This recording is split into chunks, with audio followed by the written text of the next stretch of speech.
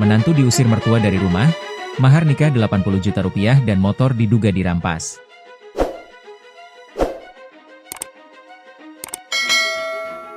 Aksi mertua usir menantunya sendiri viral di media sosial.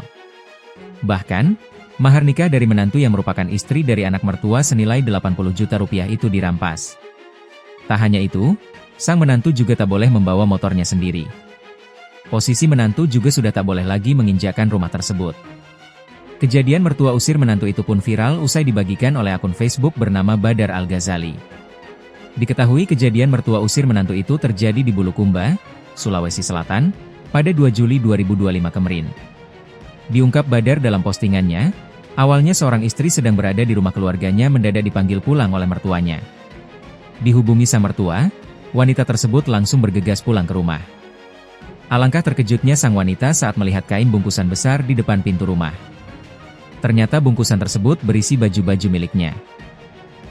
Sang mertua langsung mengusir wanita tersebut seraya membawa seluruh pakaian sang menantu. Kamar sudah terkunci. Tidak dibiarkan menginjak rumahnya, bahkan diharamkan. Diusir tanpa uang sepeser pun, ungkap Badar, dikutip tribunnewsbogor.com pada Jumat, 4 Juli 2025. Tak cuma itu, Badar juga mengurai kelakuan jahat sang mertua lainnya. Selain tidak diberikan uang, menantu juga tidak diberikan sepeda motor miliknya. Ternyata BPKB motor milik sang wanita sudah digadaikan sebanyak 8 juta rupiah. Diungkap sang mertua, uang gade motor itu dipakai oleh suami dari si wanita. Kepiluan menantu itu pun semakin bertambah saat sadar bahwa ia tidak diberikan hartanya sama sekali kala diusir. Diungkap Badar, uang hasil pekerjaan suami istri itu dipegang oleh mertuanya.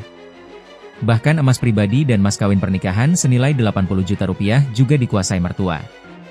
Hasil kerja berdua tak sepeser pun didapat. Ada motor yang diambil itu pun digadai, pungkas Badar.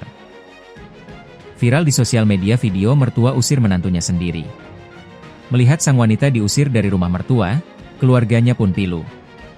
Sambil merekam, Badar menguatkan wanita tersebut yang merupakan keponakannya. Sabar ponakan, insya Allah ada lebih baik. Sabar, Masya Allah, ujar Badar dalam video viral.